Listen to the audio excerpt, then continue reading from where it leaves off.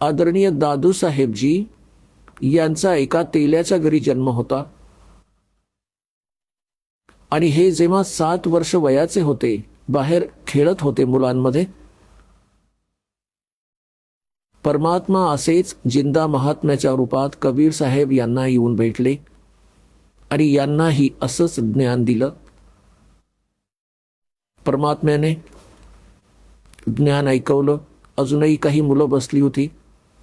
त्यांनी तर काय केलं ते हे गरीब कबीर परमेश्वरांनी काय केलं की आपल्या ओंजळीत एक लोट्याने पाणी घेतलं, एक घोट तोंडात, आणि पानाची पानं होती तिथे, पानाची छोटी छोटी लहान लहान पिंपळासारखी, त्या पानाच्या पानावर ते पाणी असं चूळ भरून टाकलं, चूळ टाकली आणि म्हणाले, बाळा नाम घे तू दादू, आणि हे जल प्यावे लागेल. तो म्हणाला, आणा महाराज. असे करून पिऊन टाकले परदेशी. आता म्हणतात ते मल अखाड़ा जीतेंगे ये युगन युगन के माल, लखबर सूरा जूझ ही लखबर सामत दे, लखबर यती जहान में तो सतगुरु शरणा ले, गोता मारू स्वर्ग में जा बैठू पाताल, कह कबीर ढूंढता फिरूं अपने हीरे मोती लाल.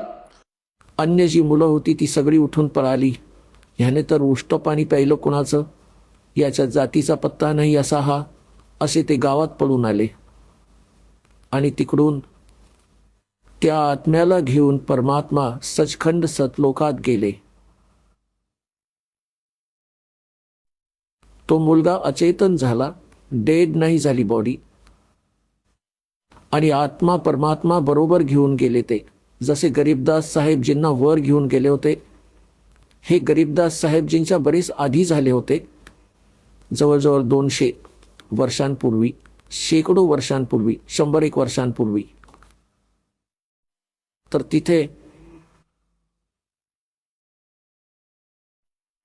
तिकडे गावात समजलं की मुलगा उशिरापर्यंत नाही आला, तर ज्या मुलांबरोबर तो खेळत होता त्यांना बरोबर घेऊन गेले की कुठे आहे तू, कुठे सोडून आला त्याला, जिथे खेळत होता तो बाबाजींजवळ.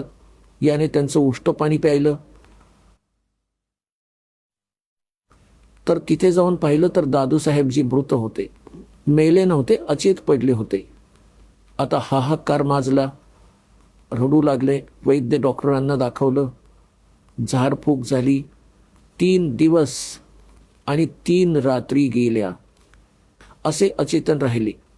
तिकडे परमात्मा त्या प्रिय आत्म्याला स्वतःचा साक्षीदार बनवण्यासाठी वर सतलोकात घेऊन गेले. आणि तशाच प्रकारे जसा गरीबदासजींना परिचय करून दिला होता तसा करून दिला. परमात्मा तेजोमय शरीरयुक्त सतलोकात त्या सिंहासनावर विराजमान होते. खालून तसेच साधू संत म्हणजे जिंदा महात्म्याच्या रूपात गेले होते वर.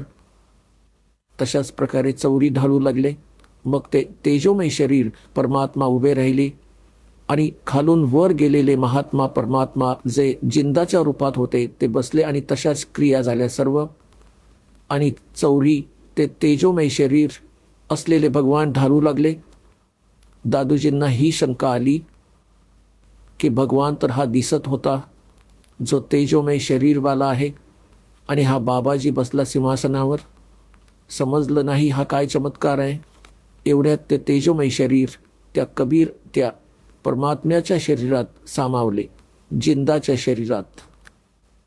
तेव्हा परमात्मा म्हणाले की बाळा दादू जा खाली तू, माझं नाव कबीर आहे, मी काशीमध्ये विणकर बनून राहिलो होतो, असं गरीबदासजींना सांगितलं होतं परमात्म्याने की मी बेटा तिथेही राहिलो 120 वर्ष, हेच ज्ञान मी तिथेही दिले.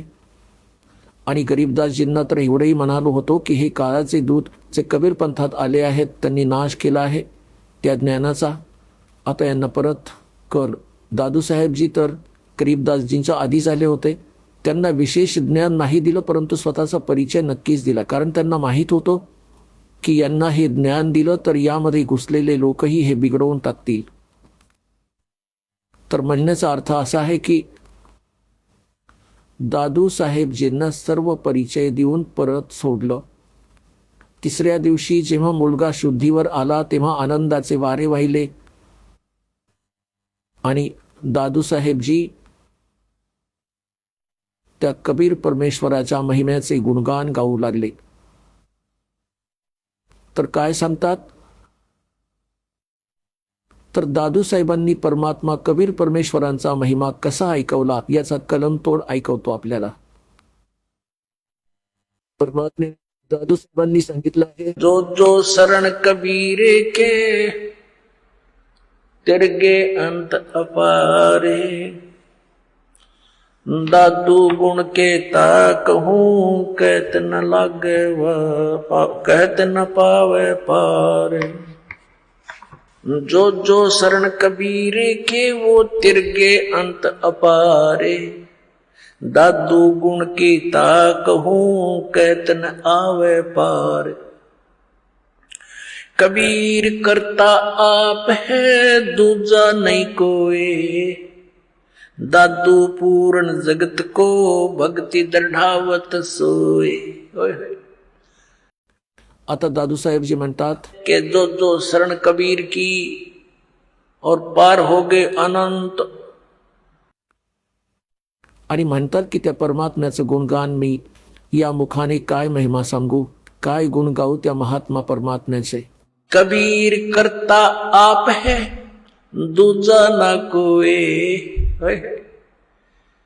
दादू पूर्ण जगत को भक्ति दृढ़ावत सोय.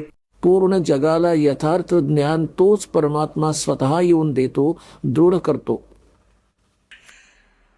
यो ठेका पूरा होवे जब सब कोई तजे शरीर, ठेका म्हणजे जे कॉन्ट्रॅक्ट ॲग्रीमेंट जे आपल्या शरीराचे झालेले आहे, एवढा वेळ आपला निर्धारित आहे. म्हणतात की हे जेव्हा पूर्ण होईल तेव्हा सर्वांना शरीर त्यागावं लागेल. परंतु कबीर साहेबजी म्हणतात, परमेश्वरजी आए हैं सो जाएंगे राजा रंग फकीर, एक सिंहासन चढ़ के जा एक बंधे जात जीर. तर इथे दादू साहेबजीही त्याच समर्थन करत आहेत. ठेका पूरा होवे जब सब कोई तजे शरीर, दादू काल गंजे नहीं जपे जो नाम कबीर. दादू साहेबजी म्हणतात की काळ त्यांच्या जवळ येऊ शकत नाही जो कबीर परमात्म्याच्या सतनामाचा जप करतो. आदमी की आयु घटे तब यम घेरे आए, सुमरण किया कबीरे का दादू लिया बचाए. आता परमात्म्याने सारे यमाचे दूत दाखवले सर्व, आणि खूप काही लीला दाखवल्या स्वतःच्या, की दादू साहेबांना एकटं सोडलं रस्त्यात. यमाचे दूत चहूबाजूंनी आले की बाबा कोण आले हे, आम्ही घ्यायलाही गेलो नाही आणि आता मेलो, आपल्याला रागावतील, पकडा याला पकडा, हे कसे आहेत, कोण आहेत. तर त्यावेळी दादू साहेबांनी परमात्म्याचं स्मरण केलं. त्याचवेळी कबीर साहेब प्रकट झाले, म्हणाले, बेटा कुठे राहिला होतास तू मागे. तो दृश्य बघू लागला तर एकदम पळाले ते दूत की एकमेकांच्या वर पडले, इतक्या लांब वेगाने तर खूप पळाले होते. तर हे परमात्मा म्हणाले, तर परमात्मा म्हणाले की बेटा जेव्हा भक्तिहीन प्राणी शरीर सोडून जातो तेव्हा त्यांना यमाचे दूत घेरतात, आणि जसं तू माझं स्मरण केलं तसं या नामाचा जप जर अजून कोणी केला ना, भक्त तर करेलच, कारण तो आधीपासूनच प्रॅक्टिस करत असतो, आणि त्याच्याच मुखातून मग हे परमात्म्याचं नाव निघेल, तर मग यमाचे दूत जवळ नाही येऊ शकत. तेच मग आपल्या अनुभवांना दादू साहेबजी सांगत आहेत. आदमी की आयु घटे तब यम घेरे आए, सुमरण किया कबीर का दादू लिया बचाए, मेट दिया अपराध सब, सर्व पापे माफ केली मज दासाची. दादू साहेबजी म्हणत आहेत, मेट दिया अपराध सब आए मिले छन माही, दादू संग ले चले वो कबीर चरण की छाही, सेवक देव निज चरण का दादू अपना जाने, बरंगी सत कबीर ने कीन्या आप समाने. आता काय समजत आहेत दादू साहेबजी, की माझे सगळे अवगुण माफ केले भगवानाने, आणि एका सेकंदाच्या आत माझ्याजवळ उपलब्ध झाले आणि आपल्या सोबत घेऊन निघाले मालक मला आणि म्हणतात की हे दाता मला आपल्या चरणांचा आपल्या चरणधुळीचा दास समजा सेवक देव निज चरणाचा म्हणजे हे देव हे भगवान हा सेवक आपल्या चरणांचा नोकर आहे धूळ आहे नित्य सेवक आहे आणि याला आपला जान है दाता। और भृंगी सत कबीर ने कर लिया आप समान। की जसा एक भुंगा कीटक असतो गू गू करणारा भुंगा असतो जो किडे उचलून आणतो आणि त्याला आपले स्वर ऐकून ऐकून स्वतःसारखेच आवाज काढणारा बनवून टाकतो, तसे परमात्म्याने हे ज्ञान दिले आणि परमात्म्याचे गुण गाणारा झाला तोही। तर पुण्यात्म्यांनो हीच स्थिती आपली आणि दासाची झाली आहे।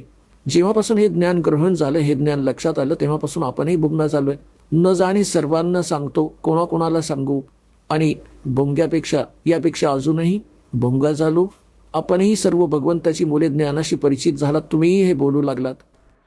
दादू अंतर्गत सता छन छन सुमरण ध्याने वारो नाम कबीर पर पल पल मेरे प्राण।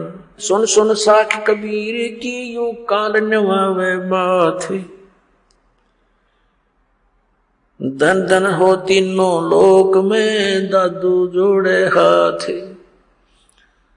सुन सुन साख कबीर की कबीर साहेबांचा महिमा साख म्हणजे महिमा त्यांच्यासारखा तुझा महिमा तर नाही म्हणजे तुझे गुण तर नाही आहेत तर साख आणि दुसरे हे साखी म्हणजे साखीच्या माध्यमातून त्यांचे गुणगान जे ऐकले जाते। काल सुद्धा म्हणतात कोमेजून जातो खाली मान घालतो की तो तर समर्थ शक्ती आहे।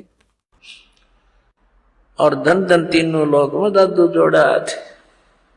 केरी नाम कबीर का ये विषम काल गजराजे दादू भजन प्रताप ते ये भाग्य सुनत आवाज। आता पुण्यात्म्यांनो कशी तुलना केली आहे दादूसाहेबजींनी की इथे हा काळ समजा एक हत्ती आहे। हत्ती इतर प्राण्यांपेक्षा खूप तगडा आणि त्याचं खूप सुंदर एक शरीर हा तर समजा काळ कारण की श्रीमद भगवत गीता अध्याय नंबर 15 श्लोक नंबर 18 मध्ये गीता ज्ञानदाता म्हणतो की मी लोकवेदामध्ये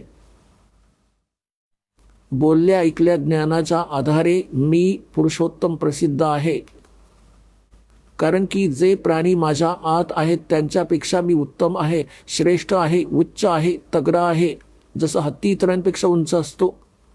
परंतु गीता ज्ञानदाता हेही स्पष्ट करतो आहे की गीता अध्याय नंबर 15 श्लोक 16 आणि 17 मध्ये की क्षरपुरुष आणि अक्षरपुरुष हे दोन पुरुष आहेत दोन प्रभू आहेत। हे दोघे नाशवंत आहेत आणि यांच्या अंतर्गत जेवढे प्राणी आहेत तेही नाशवंत क्षरपुरुष स्वतः आहेत। गीता अध्याय नंबर 15 श्लोक नंबर 17 मध्ये स्पष्ट केलं आहे की उत्तम पुरुष हा तू अन्य हा तो गीता ज्ञानदात्यापेक्षा अन्य आहे तो स्वतः म्हणत आहे हे आणि त्यालाच परमात्मा म्हटलं जातं।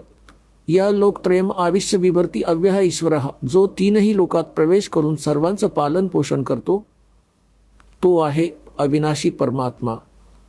तरी इथे 15व्या अध्यायाच्या 18व्या श्लोकात गीता ज्ञानदाता फक्त हे म्हणत आहे की माझ्या या 21 ब्रह्मांडात जेवढे प्राणी माझ्या अंतर्गत आहेत त्यांच्यापेक्षा मी सुप्रीम आहे बस। पण I am not Purushottam. Purushottam तर सांगितला 15व्या अध्यायाच्या 17व्या श्लोकात।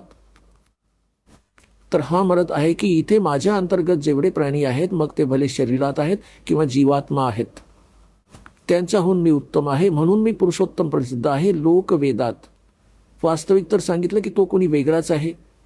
केरी नाम कबीर का और विषम काल गजराजे दादू भजन प्रताप से ये भाग्य सुनत आवाज।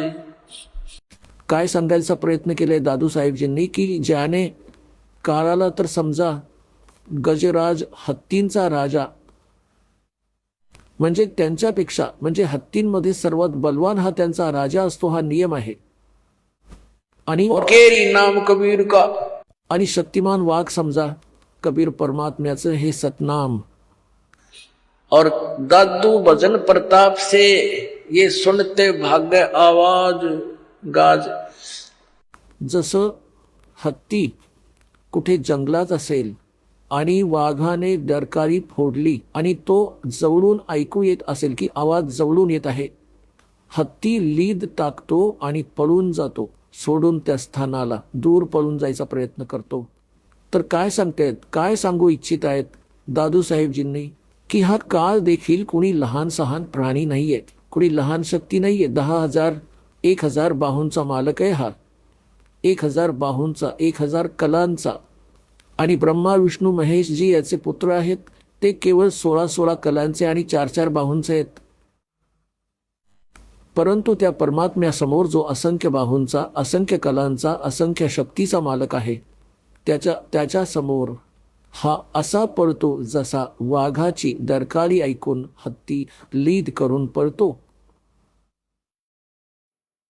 केरी नाम कबीरी का विखम काल गजराज, दादू भजन प्रताप ते भाग्य सुनत आवाज. पल एक नाम कबीरी का दादू मन चितलाए, हाथी के असवार को स्वान काल नहीं खावे.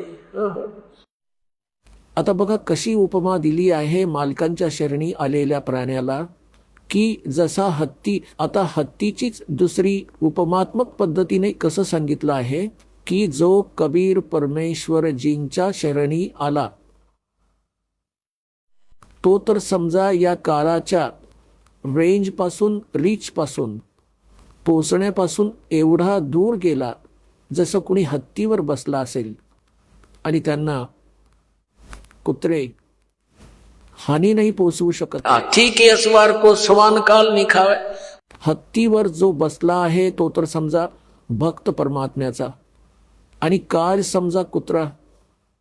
आता हत्तीवर बसलेल्या व्यक्तीला कुत्रा काही हानी नाही पोचवू शकत.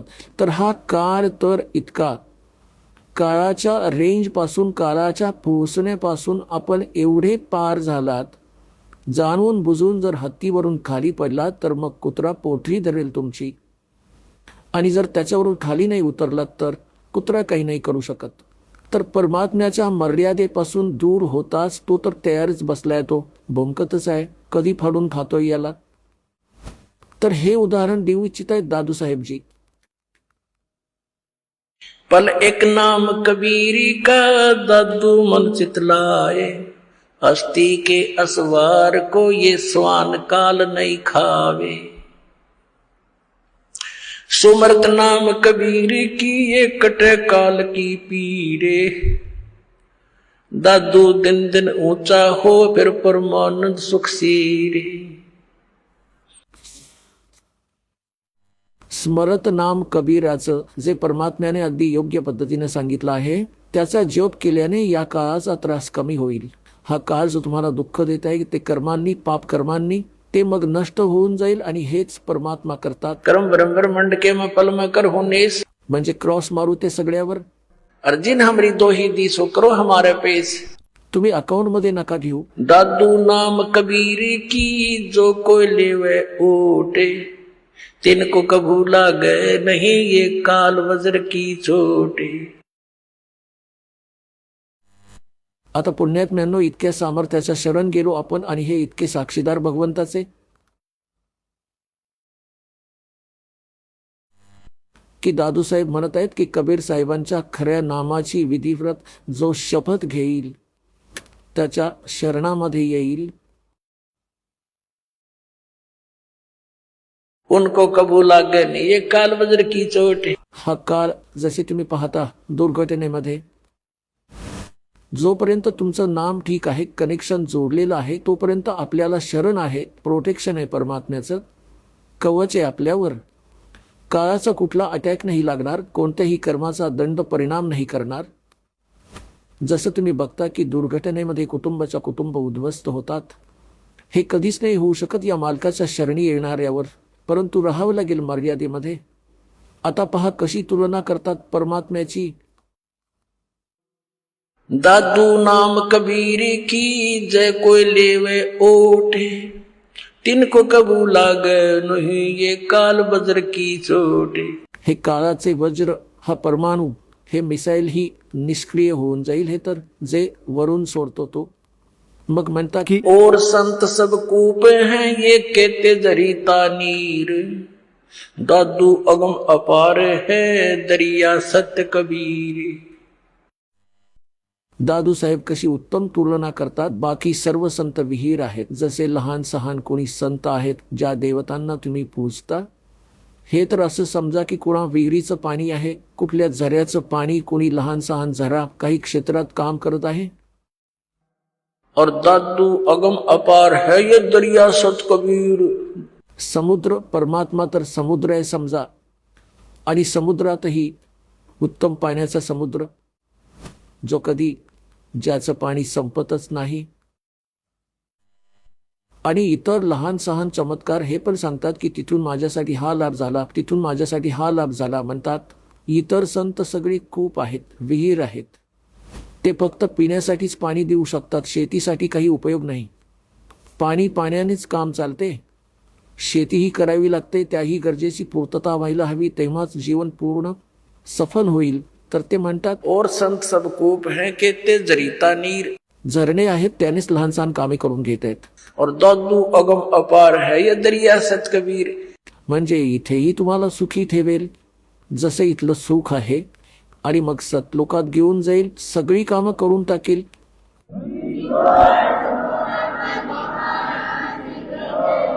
अब ही तेरी सब मिटे ये जन्म मरण की पीर, श्वास उश्वास सोमर ले दादू नाम कबीर।